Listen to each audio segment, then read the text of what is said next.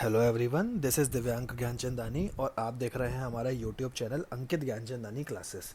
तो दोस्तों, जैसा कि आपने हमारी पिछली वाली वीडियो में देखा, हमने क्वेश्चन नंबर 20, 21, 22 करे थे एलिमिनेशन मेथड के। तो अब हम करेंगे question number 23 and question number 24 और इस तरीके से हमारा एलिमिनेशन मेथड का पूरा कॉन्सेप्ट क्लियर हो पाएगा। एक बात आपको और बता दूं, जो क्वेश्चन एलिमिनेशन मेथड से हो सकते हैं, ऐसा नहीं है कि वो सब्स्टिट्यूशन या क्रॉस मल्टीप्लिकेशन से नहीं हो सकते।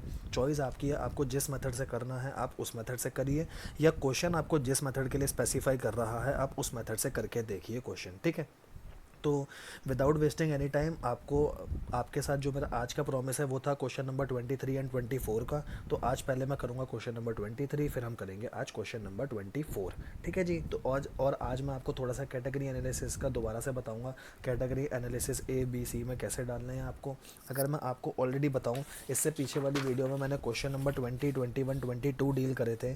तो बच्चों, 20 क्वेश्चन तो कोई बहुत ज़्यादा इंपॉर्टेंट क्वेश्चन नहीं था, तो 20 क्वेश्चन को तो आप यहीं डाल सकते हैं। 21 क्वेश्चन में एक पॉइंट अच्छा था, क्या था कि LHS और RHS इक्वल आ जाएगी तो इन्फाइनाइटली मैनी सॉल्यूशन है, और LHS RHS इक्वल नहीं आएगी तो वो इन्फाइनाइटली मैनी सॉल्यूशन नहीं बनेंगे, वो नो सॉल्यूशन में कन्वर्ट हो जाएंगे, ठीक है ना। क्योंकि वहाँ पर एक्स और वाई का अस्तित्व ही खत्म हो चुका था। और 22 क्वेश्चन तो बहुत ज़्यादा इंपॉर्टेंट था, इसलिए उसको कैटेगरी ए में डालकर चलिए, ठीक है। इसमें मैंने बीच में कुछ क्वेश्चन छोड़े भी थे, तो कैटेगरी एनालिसिस आप खुद से करिए, वो ज़्यादा अच्छे से रहेगा और इम्पोर्टेंट रहेगा। आपको आज के बताऊं 23 के, तो 23 क्वेश्चन बहुत ज़्यादा खास नहीं है, एक दो पॉइंट रिमेंबर है। बट 24 क्वेश्चन को पहली रिवीजन के लिए आप कैटेगरी ए में लेकर चलना। मुझे आज ये दो क्वेश्चन आपके साथ कवर करने हैं, ठीक है जी। तो हम आगे बढ़ते हैं अपने सबसे पहले क्वेश्चन नंबर 23 पे। सबसे पहले आपको क्वेश्चन पढ़वा दूं। क्वेश्चन में उसने बोला है एलिमिनेशन मेथड और सब्स्टिट्यूशन मेथड दोनों से क्वेश्चन को सॉल्व करना है। तो सब्स्टिट्यूशन मेथड तो आप सीख चुके हो, आपने इतनी बार कर लिया है, अब आप खुद से भी कर सकते हो। मैं आज एलिमिनेशन मेथड आपको समझाऊंगा। अब सबसे पहले मैं पहली दो पार्ट की बात करूंगा। तो पहले दो पार्ट में तो कुछ भी समझाने जैसा नहीं है, पहले दो पार्ट बहुत नॉर्मल है, आप खुद कर सकते हो, ठीक है जी। तो अब मैं आपके साथ डील कर रहा हूँ थर्ड पार्ट। अब थर्ड पार्ट में भी खाली मेरे को आपको एक बात बतानी है, बाकी क्वेश्चन आप खुद से कर सकते हो। आपको एक इक्वेशन ये दे रखी है और दूसरी इक्वेशन आपको ये दे रखी है, ठीक है जी। तो बस मैं आपको ये बता रहा हूँ दोस्त, इसको सही से लिख लो, जो इक्वेशन की फॉर्म होती है उस जनरल फॉर्म में लिख लो, और फिर आप क्वेश्चन को खुद कर सकते हो। तो इस वाली इक्वेशन को मैंने लिखा 3x माइनस में 5y इक्वल टू -4 को उधर ले गया तो ये प्लस का 4 बन गया, ठीक है। एक इक्वेशन मेरी ये हो गई, क्योंकि जनरल फॉर्म मेरी ये होती है ax प्लस बी वाई। सी को उस तरफ रखा करो, क्योंकि एलिमिनेशन मेथड में इक्वल टू के उधर कुछ होना चाहिए सॉल्व करने के लिए, ठीक है। और दूसरी इक्वेशन को मैं कैसे लिखूंगा, तो दूसरी इक्वेशन को लिखूंगा 9x, 2y को इस तरफ ले आया, -2y इक्वल टू 7। अब देख लो, नॉर्मल फॉर्म में दो इक्वेशन आ चुकी हैं मेरी, और अब मैं इन दो इक्वेशन को सॉल्व कर सकता हूँ। इक्वेशन को सॉल्व करने से पहले एक्स या वाई का कोफिशिएंट सेम होना चाहिए। तो मैं आपको सजेस्ट करूँगा कि इसके साथ 3 मल्टीप्लाई कर लो। अगर फर्स्ट वाली इक्वेशन के साथ आप 3 मल्टीप्लाई करोगे तो ये 9x हो जाएगा और फिर सेम हो जाएगा, और आगे के नंबर जो चेंज होंगे उस हिसाब से वैल्यू निकल कर आ जाएगी। तो थर्ड पार्ट भी आप खुद कर सकते हो। अब इसके बाद बस थर्ड पार्ट में मुझे आपको इतना ही बताना था। नेक्स्ट आता है आपका फोर्थ पार्ट। मैं चाह रहा हूँ आप बाकी सारी चीज़ें खुद से करिए, ताकि आप इंडिपेंडेंट बन सके मैथ्स में, ठीक है। तो अब मैं फोर्थ पार्ट आपके साथ डील करता हूँ। फोर्थ पार्ट में है x/2 प्लस में 2y/3 इक्वल टू में -1, एक ये है, ठीक है। और दूसरी इक्वेशन है x माइनस में y अपॉन में 3 इक्वल टू 3। ये दो इक्वेशन दे रखी है। तो सबसे पहला काम रहेगा इसको जनरल इक्वेशन में बनाना, जनरल इक्वेशन फॉर्म में बनाना, और उसके बाद तो आप खुद ही सॉल्व कर सकते हो। तो जैसा कि हमने सब्स्टिट्यूशन में करा था वही काम हम यहाँ करते हुए चलेंगे। सबसे पहले तो एलसीएम लो, 2 और 3 का एलसीएम 6 हो गया। 2 3 जा 6, तो ऊपर 3 मल्टीप्लाई होगा। यहाँ 3 2 जा 6, तो ऊपर 2 2 जा 4y हो जाएगा इक्वल टू -1। 6 को यहाँ क्रॉस मल्टीप्लाई कर दो तो ये आ जाएगा 3x plus 4y equal to 6 into -1, ये हो गया -6। एक इक्वेशन ये बन गई आप पे पहली इक्वेशन, ठीक है जी। कोई भी चीज़ ना समझ आए तो प्लीज़ मुझे बताएं। अब दूसरी इक्वेशन में मुझे ये बताओ, जिसके नीचे कुछ नहीं होता उसका क्या होता है। जिसका कोई नहीं होता उसका एक मालिक होता है, तो जिसके नीचे कुछ नहीं होता उसके नीचे 1 होता है, ठीक है। अब आप एलसीएम लो, एलसीएम क्या आएगा, 3 और 1 का 3, 1 3 जा 3, तो ऊपर 3 से मल्टीप्लाई होगा। 3 1 जा तो ऊपर 1 से मल्टीप्लाई होगा, ये ऐसे ही रहेगा, और क्रॉस मल्टीप्लाई में 3 यहाँ जाएगा। तो दूसरी इक्वेशन आ गई 3x minus y equal to 9। ये मेरी आ गई दूसरी इक्वेशन। एक इक्वेशन ये हो गई, दूसरी इक्वेशन ये हो गई। क्या आप दोनों को सॉल्व कर सकते हो? बड़े आसानी से सॉल्व कर सकते हो, और इसमें तो आपको एक मेहनत और नहीं करनी, क्योंकि x का कोफिशिएंट सेम दे रखा है, तो आपको x का कोफिशिएंट सेम बनाने की भी मेहनत नहीं करनी। आगे का क्वेश्चन आप खुद से कर सकते हैं, ठीक है जी। तो इसके साथ मेरा 23rd क्वेश्चन पूरी तरीके से कंप्लीट हो रखा है। आपको कोई भी दिक्कत है प्लीज़ मुझे बताओ, बाकी आंसर दे रखा है सब्स्टिट्यूशन मेथड से भी, एलिमिनेशन मेथड से भी, आप खुद से ट्राई करके देखिए। ठीक है जी। तो अब मैं बढ़ रहा हूँ अपने अगले क्वेश्चन की तरफ। नेक्स्ट क्वेश्चन है हमारा 24th question. Again 24th question में बहुत सारे वर्ड प्रॉब्लम है, जैसे कि सब्सटीट्यूशन मेथड के टाइम पे भी बहुत सारे मतलब हमारे वर्ड प्रॉब्लम के क्वेश्चन आए थे। मैं हर क्वेश्चन में आपको क्या बात सिखाऊंगा, इक्वेशन तक कैसे पहुंचना है। इक्वेशन से लेकर सॉल्यूशन तक की जर्नी आपकी खुद की होगी, ठीक है जी। तो आ जाइए इक्वेशन पे हम रहते हैं। सबसे पहले अपन पढ़ते हैं इसका फर्स्ट पार्ट। क्या दे रखा है फर्स्ट पार्ट, पहले पढ़ लेते हूँ और इसके साथ में ऐसे रखता हूँ ताकि आपको दिखाई भी दे सके, ठीक है जी। तो आइए फर्स्ट पार्ट पहले पढ़ लेते हैं पूरा। If we add 1 to the numerator and subtract 1 from the denominator, fraction reduces to 1। Fraction reduces to 1 का मतलब है फ्रैक्शन 1 आ जाता है, ठीक है। तो पहले इतनी बात को सॉल्व करते हैं। पहले एक बात बताओ, मैंने न्यूमरेटर को x मान लिया और डिनोमिनेटर को y मान लिया, तो मेरा फ्रैक्शन क्या बना, मेरा फ्रैक्शन बनकर आया x/y, ठीक है जी। यहाँ तक तो कोई दिक्कत नहीं है। अब मैं लिखूंगा according to question. According to question वो क्या कह रहा है, न्यूमरेटर में क्या जोड़ना है, तो वो कह रहा है न्यूमरेटर में 1 को ऐड करो और डिनोमिनेटर में 1 को सब्ट्रैक्ट करो, ठीक है जी। आप भी कर दो, न्यूमरेटर में 1 को ऐड करो और डिनोमिनेटर में 1 को सब्ट्रैक्ट करो, तो आपका फ्रैक्शन बनकर आ जाता है 1, क्योंकि उसने बोला है फ्रैक्शन रिड्यूसेस टू 1। यहाँ तक कोई दिक्कत नहीं, ठीक है। अगर मैं अब पहले इसी इक्वेशन को सॉल्व करूँ तो क्या करूँगा, 1 के नीचे कुछ नहीं तो 1 होगा, क्रॉस मल्टीप्लाई कर लो, x+1 इक्वल टू y-1। ये क्रॉस मल्टीप्लाई होकर ये आ गया। x के साथ y को इधर ले आओ, -y हो जाएगा और ये 1 इस तरफ जाएगा तो -1 ये आपका आ गया x minus y equal to -2। ये मेरी इक्वेशन 1 आ गई। यहाँ तक कोई भी दिक्कत नहीं। अब सेकंड इक्वेशन के बारे में पढ़ते हैं, क्या कह रहा है। इट बिकम हाफ, मतलब आपका फ्रैक्शन हाफ हो जाएगा अगर मैं डिनोमिनेटर में खाली 1 जोड़ दूँ, मतलब न्यूमरेटर में कुछ ना जोड़ूँ, ठीक है। तो अब देखो मेरा फ्रैक्शन क्या था, मेरा फ्रैक्शन था x और y। वो कह रहा है ऊपर कुछ मत जोड़ो, डिनोमिनेटर में 1 जोड़ो और ये हाफ हो जाएगा, ठीक है जी। अब इस वाली इक्वेशन को भी सॉल्व कर लो। इस वाली इक्वेशन में क्रॉस मल्टीप्लाई करूंगा तो ये हो जाएगा 2x और ये हो जाएगा मेरा y+1। तो दूसरी इक्वेशन आ गई 2x minus y equal to 1। 2x minus y equal to 1, ये मेरी दो इक्वेशन आ गई। क्या आप दोनों इक्वेशन को सॉल्व कर सकते हो और y का कोफिशिएंट सेम है, तो आपको दूसरी मेहनत करने की भी ज़रूरत नहीं है, ठीक है जी। तो इसके साथ हमारा फर्स्ट पार्ट यहाँ पर ख़त्म होता है। अब हम चलते हैं अपने सेकंड पार्ट की तरफ। आगे का काम आपका है एलिमिनेशन मेथड से सॉल्व आपको खुद से करना है। तो अब मैं चल रहा हूँ अपने सेकंड पार्ट की तरफ। क्या कह रहा है, वो कह रहा है 5 ईयर अगो, 5 साल पहले। किस किस की बात कर रहा है, नूरी और सोनू, ठीक है जी। एक हमारा हो गया नूरी, एक हो गया सोनू। और मैं ये काम आपको पहले भी बता चुका हूँ।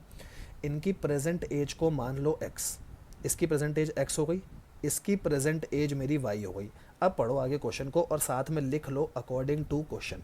अकॉर्डिंग टू क्वेश्चन सबसे पहले वो क्या कह रहा है, वो कह रहा है 5 साल पहले, 5 ईयर अगो। तो 5 ईयर अगो बताओ नूरी की कितनी होगी, नूरी की एज होगी x-5। अगर वो अभी 15 साल की है तो 5 साल पहले 10 की होगी ना, 15 माइनस 5 करके। तो x जो भी उसकी अभी की एज है उसमें से 5 माइनस कर दो। सोनू 5 साल पहले कितने की होगी, 5 साल पहले होगी 5, y-5। यहाँ तक तो कोई दिक्कत नहीं है। वो क्या कह रहा है, नूरी 3 गुना थी सोनू के, नूरी 3 गुना थी सोनू के। तो एक बात बताओ, नूरी की एज है इस टाइम पे x-5, मतलब 5 साल पहले की बात कर रहा हूँ, ठीक है। यहाँ लिख लो 5 ईयर अगो ताकि आपको कोई कन्फ्यूजन ना हो। 5 ईयर अगो ये एज थी, तो नूरी 3 गुना थी सोनू के। तो अगर मेरे को इक्वल टू लगाना है तो मैं 3 सोनू की एज में मल्टीप्लाई करूँगा। ये चीज़ मैं आपको पहले ही बता चुका हूँ, दोबारा बताता हूँ डायग्राम से। देखो ये नूरी है, ये सोनू है। नूरी 3 गुना है सोनू के, तो अगर मेरे को इक्वल लाना है तो इसको बढ़ाना पड़ेगा, तभी इक्वल आएंगे। इसको बढ़ाना पड़ेगा तो 3 मेरे को इसमें मल्टीप्लाई करना पड़ेगा अगर दोनों को इक्वल लाना है तो। अब इस इक्वेशन को आप आगे सॉल्व कर सकते हैं खुद से, या मैं करके बताऊं, कर ही देता हूं। x-y equal to 3y minus 15। तो यह आ गया मेरा x माइनस 3y, 3y को इस तरफ ले आया, -15 + 5। तो ये हो गया मेरा x minus 3y equal to -10, ठीक है जी। एक इक्वेशन मेरी बनकर आ गई, x-3y इक्वल टू -10। क्या मैं इस इक्वेशन को टैली भी कर लूँ फटाफट, अपने सॉल्यूशन में से एक बार टैली भी कर लूँ, सही है जी मेरी पहली इक्वेशन। अब मैं चलता हूँ अपने दूसरे इक्वेशन की तरफ। दूसरा इक्वेशन क्या है, 10 ईयर लेटर। लेटर का मतलब होता है बाद में, ये चीज़ मैं आपको पहले ही बता चुका हूँ। जैसे हैंस होता है वैसे ही होता है 10 ईयर का मतलब लेटर। तो एक बात बताओ, 10 ईयर लेटर, यहाँ लिख देता हूँ 10 ईयर लेटर। नूरी की एज कितनी हो जाएगी, नूरी की अभी एज अगर x है तो x+10 हो जाएगी। सोनू की एज हो जाएगी y+10, क्योंकि 10 साल बाद की बात कर रहा है। क्वेश्चन कह रहा है 10 साल बाद नूरी दुगनी होगी सोनू के, ट्वाइस होगी, ठीक है ना। तो नूरी अगर दुगनी होगी सोनू के तो नूरी की एज है x+10, इसकी एज है y+10 इक्वल टू, बताओ 2 किस में मल्टीप्लाई करूँगा, नूरी में या सोनू में। नूरी 2 गुना है तो सोनू में मल्टीप्लाई करूँगा ताकि वो इक्वल आ सके। अब इस इक्वेशन को हम दोबारा सॉल्व करते हैं। x+10 इक्वल टू 2y+20, क्योंकि 2 सबसे मल्टीप्लाई होगा।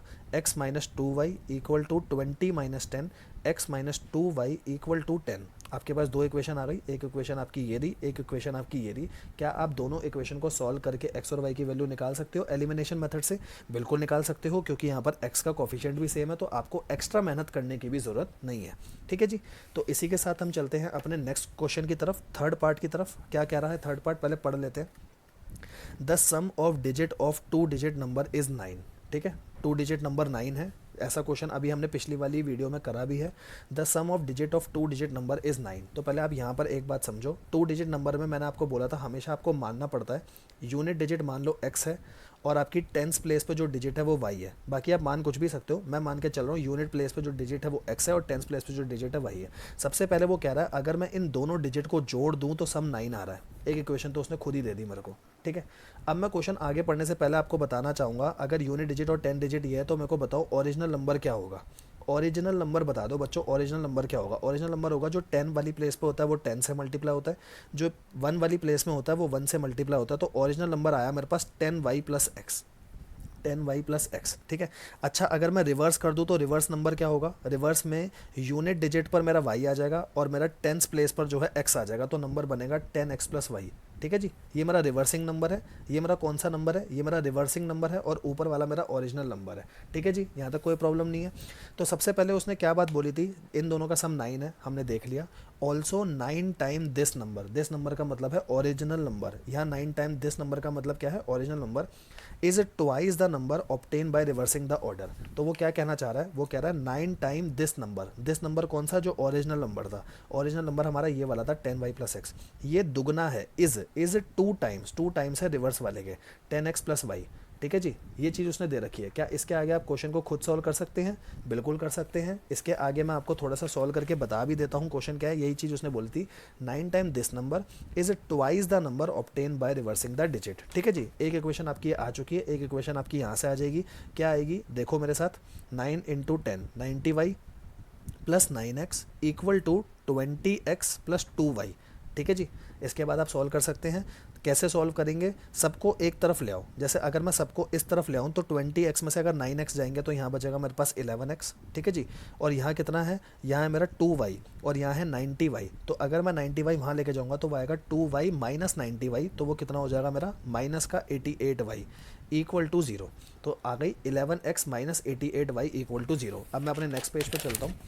मेरी इक्वेशन चल रही है 11x minus 88y equal to 0। क्या मैं इसको छोटा कर सकता हूँ? सबको 11 से डिवाइड कर दो, ये आ गया x minus 8y equal to 0। ये मेरी दूसरी इक्वेशन हो गई। क्या मैं दोनों इक्वेशन को सॉल्व कर सकता हूँ? हाँ जी बिल्कुल सॉल्व कर सकता हूँ। एक इक्वेशन ये दी और एक इक्वेशन मेरी ये दी, दोनों को मैं सॉल्व करके अपना आंसर निकाल सकता हूँ। ठीक है जी, तो इसी के साथ हम बढ़ते हैं अपने नेक्स्ट क्वेश्चन की तरफ। नेक्स्ट क्वेश्चन का मतलब पार्ट है, फोर्थ पार्ट क्या है पढ़ लेते हैं पहले। Meena went to bank to withdraw rupees 2000 रुपये उसने निकालने हैं। She ask the cashier to give her 50 रुपये और 100 रुपये के नोट। ठीक है, मीना को टोटल नोट मिले हैं 25। Find how many note of 50 और 100 रुपये इज़ रिसीव। ठीक है, तो इसके साथ मैं आपको एक कंडीशन सामने रखना चाहूँगा। फॉर एग्जांपल मैंने आपको बोला आपके पास 50 रुपये के नोट है। पहले इस चीज़ को समझना फिर क्वेश्चन करेंगे। मैंने आपको बोला आपके पास 50 रुपये के नोट है 10, 50 रुपये के नोट है 10 और 100 रुपये के नोट हैं आपके पास 10। ठीक है जी, 100 रुपये के नोट है मान लो 8, बड़े अमीर हो आप। 50 रुपये के 10 नोट हैं आपके पास, 10 नोट है। ये 50 रुपये का एक नोट है, ऐसे 10 नोट है, और 100 रुपये का एक नोट है, वैसे 8 नोट है। तो आपके पास टोटल पैसे कितने हो गए? इनको मल्टीप्लाई करोगे, 500 रुपये हो गए ये, और ये हो गए 800, मतलब आपके पास टोटल रुपये हैं 1300। मैंने क्या करा, ये मेरा एक 100 रुपये का नोट है और ऐसे जितने नोट हैं उससे मल्टीप्लाई करा। ये 100 रुपये का नोट था, और जो 50 रुपये का नोट है ऐसे जितने नोट होंगे उसको उससे मल्टीप्लाई करा मैंने, और मैंने टोटल पैसे निकाल लिए। ठीक है जी, अब क्वेश्चन को पढ़ो। अब आपको क्वेश्चन ज़्यादा अच्छे से समझ आएगा। उसको टोटल पैसे कितने निकालने थे? 2000, और 50 रुपये के और 100 रुपये के नोट में निकालने थे। तो मैंने बोला लेट अज्यूम कर लो कि जो 50 रुपये के नोट्स थे ना, 50 रुपये के जितने नोट्स थे उनके नंबर थे x। ठीक है, कि 10 थे 8 थे मुझे तो नहीं पता, और ऐसे ही 100 रुपये के जो नोट के नंबर थे वो मान लो y है। ठीक है, तो एक बात बताओ, टोटल कितने नोट मिले उसे? टोटल नोट मिले हैं 25। तो एक इक्वेशन तो बड़ी आसानी से आ गई कि x प्लस वाई 25 होगा। ठीक है जी, और दूसरी इक्वेशन क्या आएगी? 50 रुपये के नोट अगर आपने x माने हैं तो 50x, जैसे मैंने यहाँ इन दोनों को मल्टीप्लाई करा था, तो अगर 50 रुपये के नोट x है तो इनके रुपए हो गए टोटल 50x, 100 के नोट y हैं तो इनके टोटल रुपए हो गए मेरे पास 100y, और ऐसे टोटल रुपए मिला करके 2000 है। क्वेश्चन अगर आप ध्यान से पढ़ें तो यहाँ लिखा है 2,000 रुपये टोटल में होंगे, ठीक है ना। तो 50 रुपये के नोट अगर एक्स है तो 50 रुपये के नोट के साथ रुपये हो गए मेरे 50x, जैसे यहाँ 500 हो रहे थे मेरे एग्जाम्पल में, और 100y हो गए इनके, जैसे मेरे 800 हो रहे थे। दोनों को ऐड करूँगा तो 2,000 आएंगे। दो इक्वेशन आ गई, पहली और ये दूसरी। क्या अब मैं क्वेश्चन को आगे आराम से सॉल्व कर सकता हूँ? हाँ जी, बिल्कुल सॉल्व कर सकता हूँ, आगे क्वेश्चन में कोई प्रॉब्लम ही नहीं रही। नेक्स्ट ऐसे ही हम लास्ट पार्ट करेंगे इस क्वेश्चन का, फिफ्थ पार्ट। फिफ्थ पार्ट में क्या कह रहा है? फिफ्थ पार्ट में कह रहा है lending library has a fix charge for the first 3 days, ठीक है। पहले 3 दिन के लिए कुछ फिक्स चार्ज है and additional charge for each day thereafter, ठीक है जी। अब यहाँ बात क्या कर रहा है, मेरी बात समझना। ये लाइब्रेरी का मैनेजर है जो हमेशा खूसट है, ठीक है, ऐसे बैठा रहता है मुंह उठाकर, और यहाँ छोटे छोटे बच्चे आते हैं इससे बुक लेने, ठीक है जी। बुक ली इससे और बुक लेकर इशू करा के चले गए। तो लाइब्रेरी वाला कह रहा है भाई बात सुन, पहली 3 दिन, फर्स्ट 3 दिन का किराया तो रहेगा सेम, फिक्स रहेगा पहले 3 दिन का। चाहे तू 5 दिन के लिए, चाहे तू 10 दिन, चाहे 18 दिन, पहले 3 दिन का किराया तो फिक्स है। और उसके बाद आफ्टर दैट पर डे का कुछ किराया लगेगा, ठीक है।